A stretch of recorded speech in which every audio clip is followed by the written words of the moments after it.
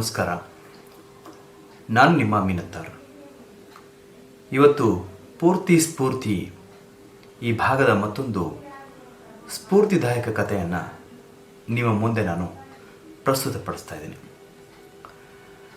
Einstein ಯಾರಿಗೆ ಗೊತ್ತಿಲ್ಲ, ಅದ್ಭುತವಾದಂತಹ ಮೇಧಾವಿ, ಶತಮಾನದ ಮಹಾವಿಜ್ಞಾನಿ ಅಂತ ಆತನ ಕರೀತಾರೆ. ಆತನ ಬುದ್ಧಿವಂತಿಕೆ, ಆತನ ಸಂಶೋಧನೆಗೆ ಶತಮಾನದಿಂದ ಜನ ಹೊಗಳ್ತಾ ಇದ್ದಾರೆ. ಹೀಗೊಂದು ದಿನ ಆತ ಒಂದು ಕಾರ್ಯಕ್ರಮದ ಮುಖ್ಯ ಅತಿಥಿಯಾಗಿರ್ತಾರೆ. ಅವರು ಹೋಗ್ತಾ ಇರುವಂತಹ ಒಂದು ಕಾರ್ಯಕ್ರಮದ ಭಾಗದಲ್ಲಿ ಜನರು ಪರಿಚಯ ಇರೋದಿಲ್ಲ, ಐನ್ಸ್ಟೀನ್ ಯಾರು ಅಂತ ನೋಡಿರಲಿಲ್ಲ. ಹೀಗೆ ಮಾರ್ಗ ಮಧ್ಯದಲ್ಲಿ ಹೋಗ್ತಾ ಇರಬೇಕಾದ್ರೆ ಗಾಡಿಯಲ್ಲಿರುವಂಥ ವಾಹನ ಚಾಲಕನಿಗೆ ಐನ್ಸ್ಟೀನ್ ಹೇಳ್ತಾರೆ, ನೋಡಪ್ಪ, ದಿನವೂ ಕೂಡ ನಾನು ಅದೇ ಭಾಷಣ ಮಾಡಿ ಜನರ ಜೊತೆ ಆ ಸಿದ್ಧಾಂತದ ಬಗ್ಗೆ ಮಾತಾಡಿ ನನಗೆ ಬೇಜಾರಾಗಿದೆ.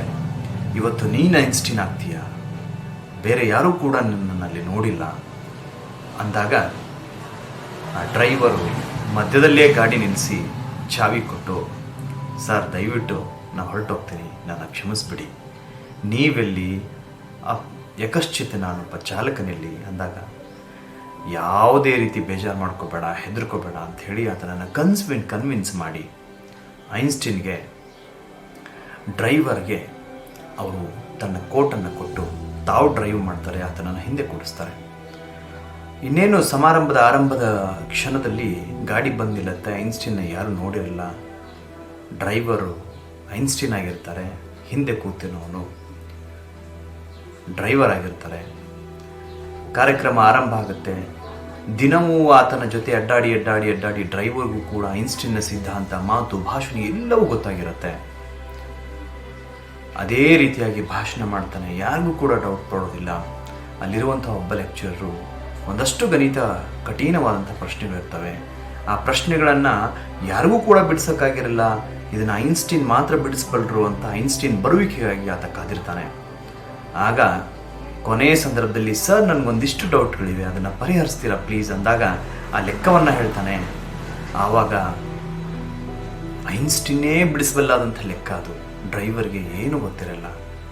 ಒಂದು ಕ್ಷಣ ಕಕ್ಕಾಬಿಕ್ಕಿ ಆದರೂ ಕೂಡ ಆತ ತನ್ನ ಒಂದು ಸಾಮಾನ್ಯ ಪ್ರಜ್ಞೆಯನ್ನು ಯೂಸ್ ಮಾಡಿ ಹೇಳ್ತಾನೆ, ಏನ್ರಿ ನೀವು ಇಂಥದ್ದಕ್ಕೆಲ್ಲ ನೀವು ನನ್ನನ್ನು ಕೇಳ್ತಿದ್ದೀರಲ್ಲ, ಈ ಥರದ ಪ್ರಶ್ನೆಗಳನ್ನೆಲ್ಲ ನಮ್ಮ ಡ್ರೈವರ್ ಬಿಡಿಸ್ತಾನೆ ಅಂತ ಡ್ರೈವರ್ಗೆ ತೋರಿಸ್ತಾರೆ.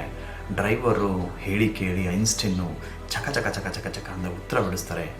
ಆಗ ಜನ ಮಾತಾಡ್ಕೊಳ್ತಾರೆ, ಸ್ನೇಹಿತರೆ, ಐನ್ಸ್ಟೀನ್ ಒಬ್ಬನೇ ಮಹಾವಿಜ್ಞಾನಿ ಅಲ್ಲ, ಐನ್ಸ್ಟೀನ್ ಜೊತೆ ಇರುವಂಥ ಡ್ರೈವರು ಕೂಡ ಅದ್ಭುತ ವಿಜ್ಞಾನಿ ಅಂತ.